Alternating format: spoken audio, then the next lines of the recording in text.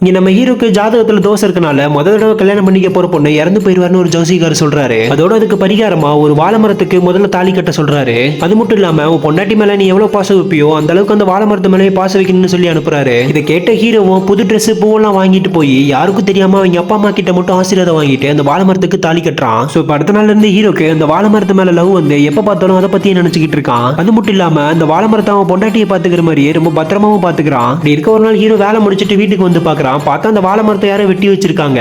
உடனே ஹீரோ வேகமா அவங்க அம்மாட்ட கேட்கலான்னு போறான். பார்த்தா அவங்க அம்மா தான் அந்த வாழை மரத்தை வெட்டி பாட்டா பிரிச்சு வச்சிருக்காங்க. இப்ப இவனுமே இதை நினைச்சு சோகமாயி சண்டை போட்டுட்டு அவங்க அம்மா கூட பேசாமே இருக்கான். இப்படி இருக்க கொஞ்ச நாள் கழிச்சு அந்த இடத்துல 2 வாழைக்கணங்க வரவும் ஹீரோ அதை தான் பசங்களா நினைச்சுக்கிட்டு அதை பத்திரமா பாத்துக்க ஆரம்பிக்கிறான். சோ இதுக்கு நடுவில் ஹீரோக்கு பொண்ணு பார்க்க ஆரம்பிச்சு அந்த பொண்ணை கல்யாணம் பண்ணி வைக்கலாம்னு சொல்லி முடிவு பண்றாங்க. ஆனா ஹீரோ அவன் ஃப்ரெண்ட்ஸ் கிட்ட அவனுக்கு கல்யாணம் ஆயிடுச்சுன்னு சொல்லி அந்த வாழைக்கணக்கு 2 பேத்தையும் பசங்களா சொல்லி காமிக்கிறான். ஆக்சுவலா ஹீரோ சின்ன வயசுல இருந்தே யாராவது எதையாவது சொல்லி உண்மையை நம்ப வச்சிட்டாங்கன்னா அது அப்படியே நம்பிடுவான். இதனால அவனோட ஃப்ரெண்ட்ஸுமே ஹீரோ ஹாஸ்பிட்டலுக்கு கூட்டு போய் கியூர் பண்ணி அந்த பொண்ணை கல்யாணம் பண்ணி வைக்கிறாங்க. சோ நம்ம ஹீரோ அந்த பொண்ணை கல்யாணம் பண்ணிட்டு சந்தோஷமா இருக்கான். ஆனா அப்பவும் அந்த வாழைக்கணக்கு பக்கத்துல போய் உங்களோட புது அம்மா எப்படி இருக்காங்கன்னு கேக்குறான்.